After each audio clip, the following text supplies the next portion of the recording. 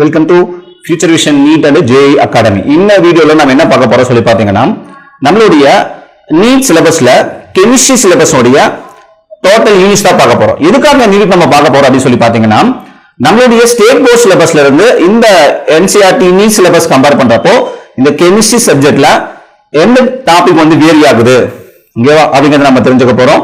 ஓகேவா, அப்போ தமிழ் மீடியம்ல பாருங்க, ஃபர்ஸ்ட் யூனிட் ஓகேவா,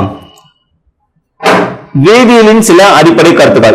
ஓகேவா, அதாவது பிசிக்கல் கெமிஸ்ட்ரி வரக்கூடியது, இயற்பியல் வேதியியல்ல வரக்கூடியது.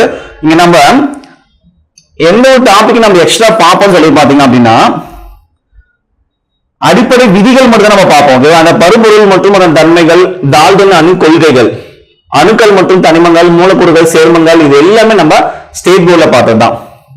ஓகேவா, ஸ்டேட் போர்ட்ல நம்ம பார்த்ததே தான். ஓகேவா, வேதி வினை விதிகள். ஓகேவா, இன்னதுல இந்த வேதி வினை விதிகள் மட்டும் நம்ம எக்ஸ்ட்ராவா நம்ம இதுல பார்ப்போம். ஒரு 5 விதிகள் நம்ம இந்த வேதியியலின் சில அடிப்படை கருத்துக்கள் அப்படிங்கிற யூனிட்ல நம்ம பார்ப்போம். ஓகேவா, மற்ற எல்லா டாபிக்குமே நம்ம ஸ்டேட் போர்ட்ல பார்த்ததுதான். நீங்க ஸ்டேட் போர்ட்ல இந்த யூனிட்டை எங்க நீங்க பாத்தீங்க அப்படின்னா +1ல பார்த்திருப்பீங்க. +1 வால்யூம் 1ல நம்ம +1 வால்யூம் 1 கெமிஸ்ட்ரி நம்ம பார்த்திருப்போம். இதுல வந்து பாத்தீங்கன்னா பாருங்க, இந்த சதவீத இயைபு, மூலக்கூறு மற்றும் விகிதச்சாரா வாய்ப்பாடு, வேதி சமன்பாடு மற்றும் வேதி விகிதவியல். ஓகேவா, இதெல்லாமே நம்ம கால்குலேஷன் பார்ட்ல பார்த்திருப்போம்.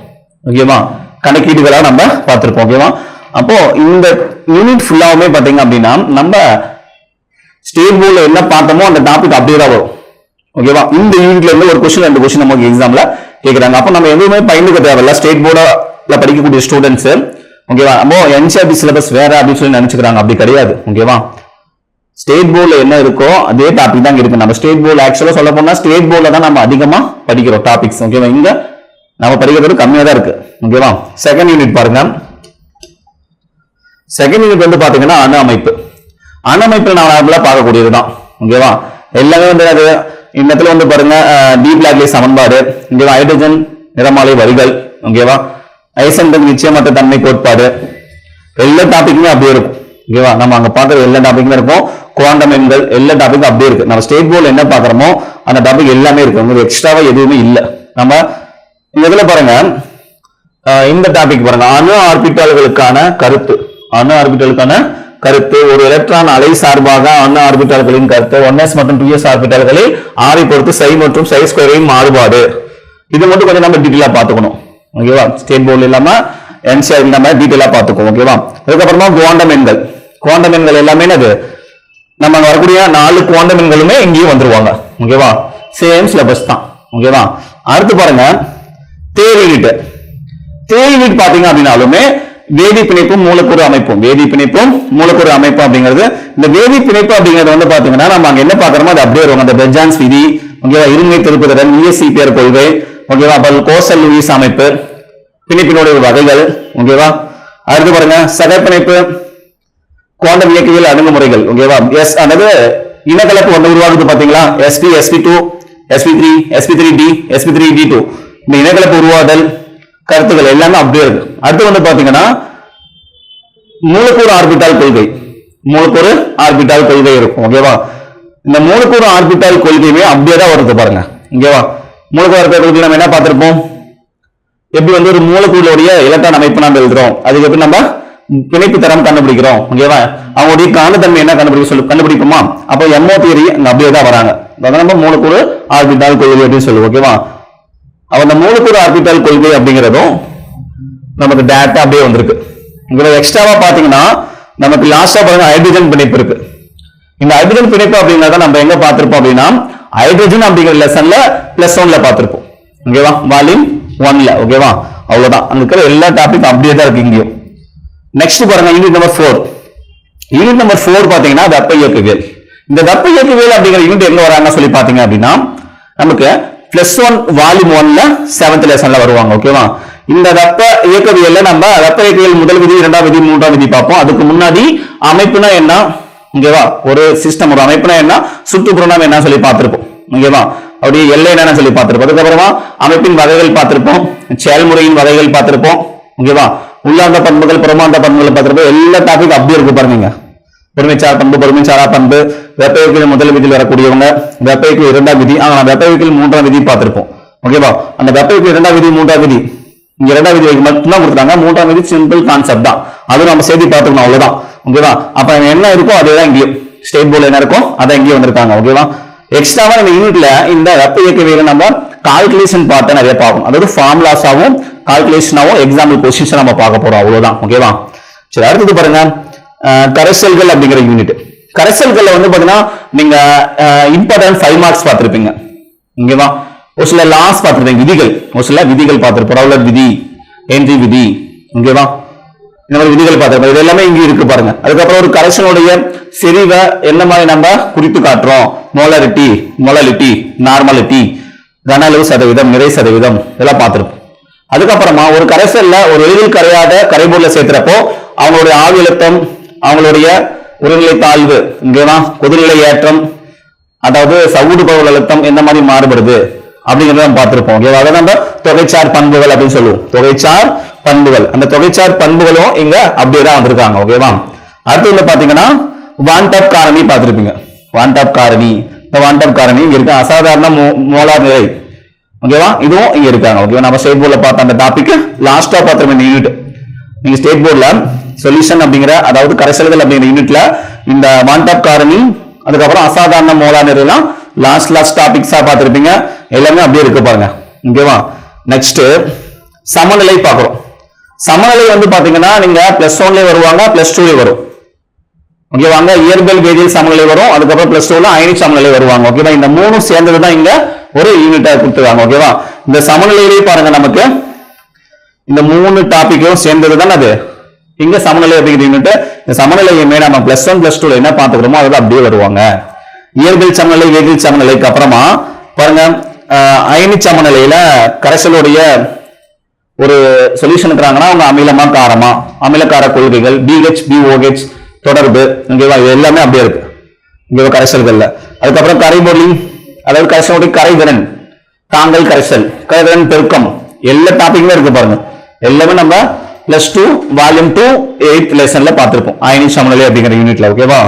அடுத்து பாருங்க ஆக்சிஜனேற்ற ஒடுக்க வினைகள். இந்த ஆக்சிஜனேற்ற ஒடுக்க வினை அப்படிங்கிறது நம்ம +1ல பார்த்திருப்போம், மின் வேதியியல் அப்படிங்கிறது +2ல பார்த்திருப்போம். இது ரெண்டும் கம்பைன் ஆனதான அது ஒரு யூனிட்டா நம்ம இங்க பார்க்கிறோம். இந்த ஆக்சிஜனேற்றத்துல இருந்து ஒரு கொஸ்டின் கேட்பாங்க பாருங்க, அங்க என்ன பார்க்கிறோமோ அது அப்படியே தான் இருக்கும். ஆக்சிஜனேற்றத்துக்கான ஆக்சிஜனேற்ற வினை கண்டுபிடிப்பதற்கான விதிகள் 7 பாயிண்ட்ஸ் நம்ம புக்ல இருக்கும். ஆக்சிஜனேற்றம் என்ன, ஒடுக்கம்னா என்ன, எலக்ட்ரான் பரிமாற்றம் அடைவதை வச்சு எப்படி நம்ம ஆக்சிஜனேற்றம் ஒடுக்க சொல்றோம், எல்லா கான்செப்டும் அப்படியே இருக்கும். ஓகேவா? அதுக்கப்புறம் மின் வேதியியல்ல கருத்துரன் அப்படின்னா என்ன, ஒரு கரைசலுடைய கருத்துரன் அப்படின்னா என்ன, மோலார் கருத்துரன் அப்படின்னா என்ன, சமான கருத்துரன் அப்படின்னா என்ன, பேட்டரியை பத்தி படிப்போம். ஓகேவா? அந்த மின்கல வினைகளை பத்தி கொஸ்டின் கேட்கறாங்க அதிகமா, மின்கல வினைகள் பத்தி. ஓகேவா? இது எல்லாமே நம்ம அப்படியே 12th செகண்ட் வால்யூம்ல 9th லெசன்ல பார்த்திருப்போம். ஓகேவா? இது அப்படியே இருக்கு பாருங்க. சரி, அடுத்தது இந்த இயற்பியல் வேதியியல் பிசிக்கல் கெமிஸ்ட்ரியில லாஸ்ட் வேதிவினை வேகவியல். இந்த வேதிவினை வேகவியல் அப்படிங்கறத 12th நம்ம பார்த்திருப்போம். 12th ஃபர்ஸ்ட் வால்யூம்ல லாஸ்ட் லெசன் 7th லெசன். ஓகேவா? இந்த வேதிவினை வேகவியல்ல முதல் வகை வினை அப்படின்னா என்ன, இரண்டாம் வகை வினையான வினை வகை கண்டுபிடிக்கிறது. ஓகேவா? அரைவாழ்வு காலம், முதல் வகை வினைக்கான தொகைப்படுத்தப்பட்ட சமன்பாடு பாருங்க, பூஜ்ஜியம் மற்றும் முதல் வகை வினைக்கான தொகைப்படுத்தப்பட்ட சமன்பாடுகள். ஓகேவா?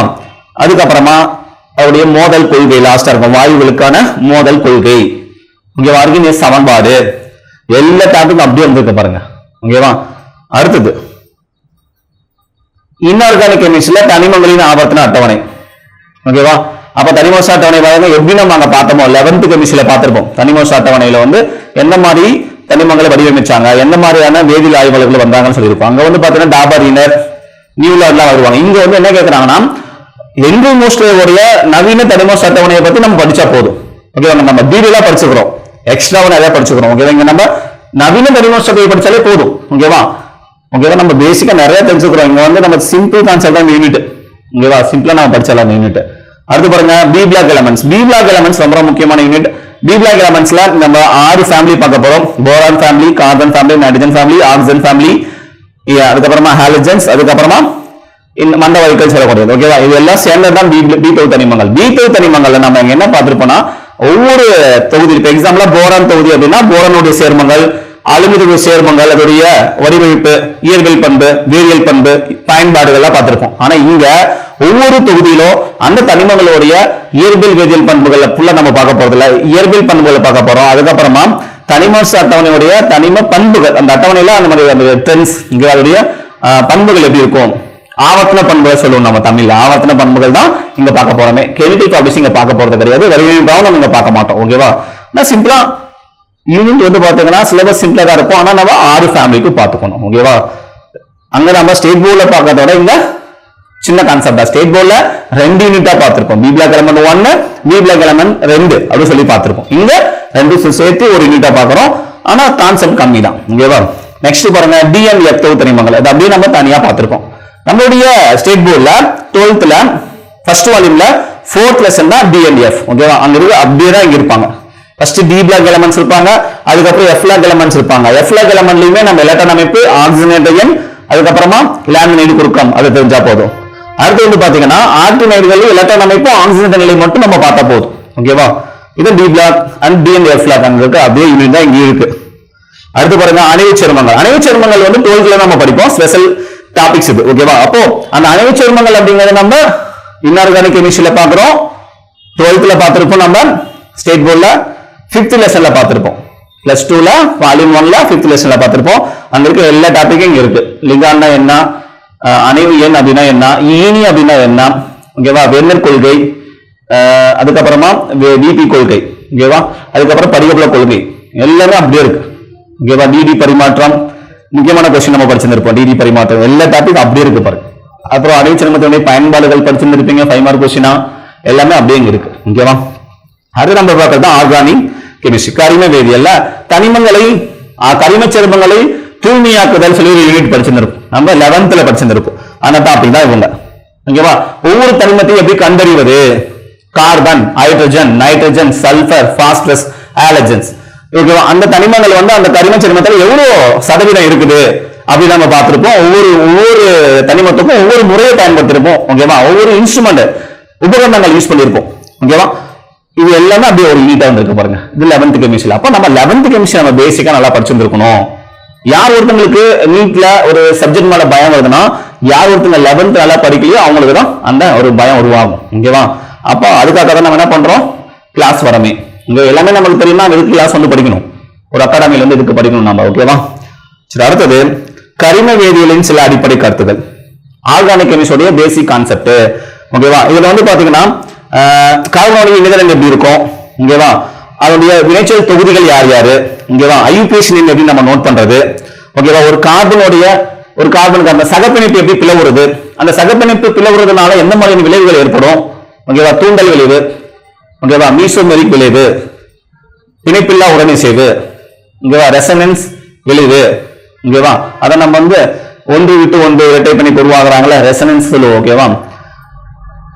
இந்த மாதிரி விளைவுகள் எப்படி உருவாகுது, உடனிசை விளைவுன்னு சொல்லுவோம் நம்ம. அதை உடனிசைவு விளைவுகள், இந்த மாதிரி விளைவுகளை நம்ம பார்ப்போம்.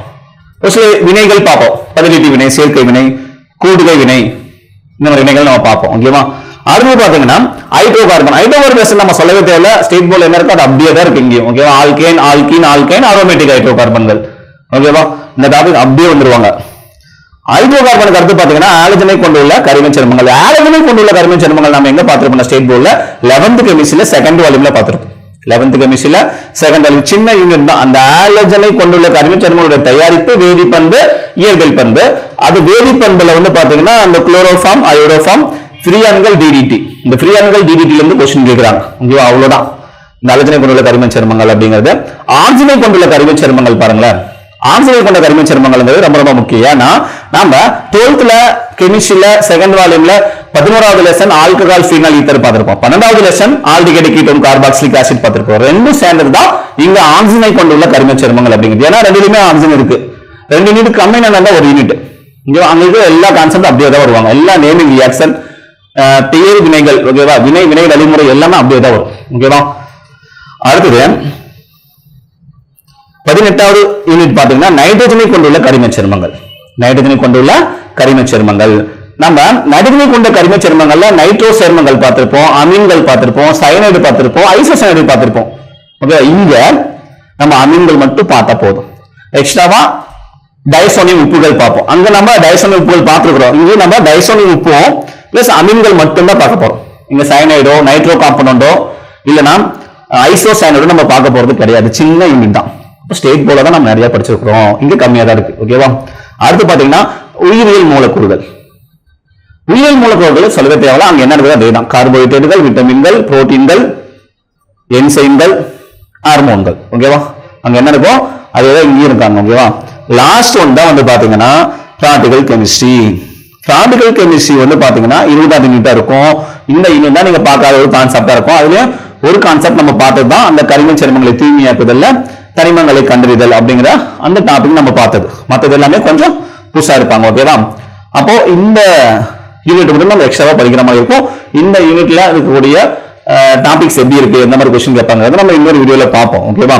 அப்போ ஓவராலா பாத்தீங்க அப்படின்னா 19 லெசனுமே ஓகேவா ஸ்டேட் போர்ட்ல நாம என்ன பார்த்தோமோ அந்த யூனிட் தான் இங்க வந்திருக்கு. ஓகேவா? எல்லாருடைய மைண்ட் செட் மாதிரி ஸ்டேட் போர்ட்ல படிக்கிறவங்க என்சிஆர்டி சிலபஸ் வேற, நம்ம அது படிக்கிறது கஷ்டம் அப்படிங்கிறது கிடையவே கிடையாது. ஓகேவா? அங்க என்ன இருக்கோ அதேதான் இங்க இருக்கு. நம்ம அங்க அதிகமா படிச்சுக்கோ, இங்க கம்மியா தான் இருக்கு. அப்ப டீடைலா படிக்க போறோம். லைன் பை லைனா டீடைலா பிளஸ் எக்ஸ்ட்ரா கொஸ்டின்ஸ் எடுத்து பார்க்க போறோம். அவ்வளவுதான். ஓகேவா? எல்லாருமே இந்த சிலபஸ் தான் படிச்சுட்டு போயிருக்காங்க. ஓகேவா? நீங்க வந்து புதுசா சிலபஸ் படிக்க போறது கிடையாது. ஏற்கனவே நீங்க படிச்சது தான் இங்க படிக்க போறீங்க. ஓகேவா? எல்லாத்துக்குமே ஈஸி தான். அப்போ உங்களுக்கும் ஈஸியா தான் இருக்க போறாங்க. ஓகேவா? நெக்ஸ்ட் இந்த பிராக்டிகல் கெமிஸ்ட்ரி பத்தி நம்ம பார்ப்போம். Thank you. Future Vision NEET JEE Academy, 2nd floor, AVK Maruti Plaza, opposite Hotel Lakshmi Prakash, SKS Hospital Road, New Bus Stand, Salem 4. For contact 94439 22215 and web address www.futurevision.ias.com.